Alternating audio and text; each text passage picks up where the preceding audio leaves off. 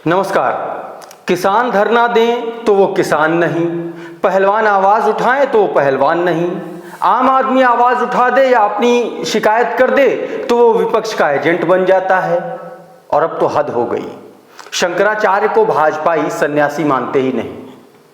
BJP के propaganda को शंकराचार्य ने एक्सपोज क्या किया कि भाजपाई उन्हें सन्यासी मानने से ही इनकार करने लगे। यानी चाहे वो शंकराचार्य हों, संत सन्यासी हों, पंडित पुरोहित हों, वो तभी तक ये सब कुछ हैं जब तक वो भारतीय जनता पार्टी की नीतियों का उनका विरोध नहीं करते। और जैसे ही वो विरोध करेंगे, ये सारे के सारे एक साथ बल्क में देशद्रोही घोषित कर दिए जाएंगे। दरअसल इस देश में एक मुद्दा छिड़ा हुआ है इन दिनों, एक प्रोपेगेंडा फैला हुआ है लव जिहाद और धर्म परिवर्तन का। इसमें सच्चाई कितनी है ये सिर्फ भाजपाई और आरएसएस के नेता, मंत्री, विधायक और सांसद और उनके बजरंग दल टाइप चिंटू पिंटू ही जान सकते हैं, समझ सकते हैं। तो हुआ दरअसल ये है कि मेरठ में एक प्रोग्राम था। इस प्रोग्राम में शंकराचार्य अभिमुक्तेश्वरानंद भी पहुंचे हुए थे। उन्होंने लव जिहाद को लेकर एक ऐसा बयान दे दिया कि बीजेपी सांसद और आरएसएस के पदाधिकारी बौखला गए, भड़क उठे। पहले शंकराचार्य का आप ये बयान सुनिए और उसके बाद आगे की बात करते हैं। सुन लीजिए जरा। तो हमने कहा राजनेता जो है वो दोनों करते हैं, एक तरफ अपनी लड़कियों का ब्याह मुसलमानों से कर रहे हैं और लव जिहाद का ढोल भी पीट रहे हैं। और फिर हमारे मुंह से निकल गया कि रामलाल नाम के संघ के कार्यकर्ता हैं, उनकी बेटी के विवाह में स्वयं प्रधानमंत्री जी गए थे और उन्होंने आशीर्वाद दिया था। तो जब प्रधानमंत्री स्वयं इस तरह के विवाह को आशीर्वाद देंगे जिसमें एक हिंदू लड़की हो और मुस्लिम लड़का हो, तो लोग तो इसी को आदर्श समझेंगे ना। तो दोनों कैसे हो सकता है? एक तरफ आप लव जिहाद के बारे में लोगों को सचेत भी कर रहे हैं और दूसरी तरफ आशीर्वाद भी दे रहे हैं। शंकराचार्य का कहने का मतलब ये था कि लव जिहाद पर राजनीति हो रही है, लेकिन ये बात आरएसएस के पदाधिकारी विनोद भारती को हजम नहीं हुई। उन्होंने बयान का विरोध जताते हुए कहा कि रामलाल अविवाहित हैं, उनकी भतीजी की शादी थी जिसमें प्रधानमंत्री पहुंचे थे, आपको ऐसा नहीं बोलना चाहिए।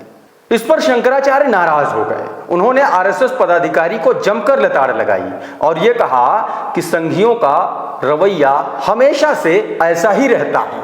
अब तुम मुझे सिखाओगे कि मुझे क्या बोलना चाहिए? मैंने कुछ भी गलत नहीं बोला है। बहसबाजी चल ही रही थी कि इतने में बीजेपी के सांसद राजेंद्र अग्रवाल वहां पहुंच गए।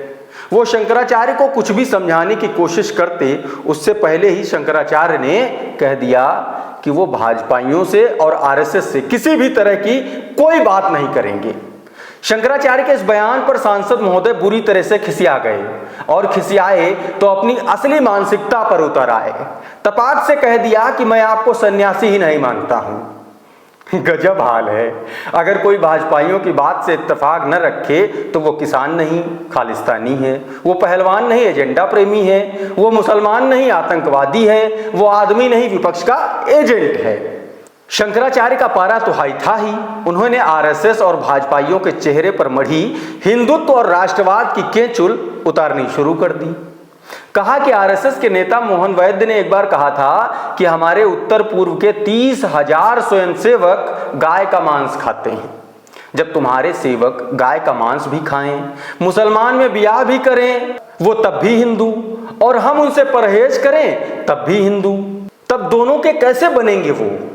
शंकराचार्य ने आगे कहा, हम तो सनातनी हैं और आचार्य हैं और सनातन के ही बने रहना चाहते हैं। तो इस तरह से बीजेपी और आरएसएस की शंकराचार्य ने जमकर क्लास लगाई।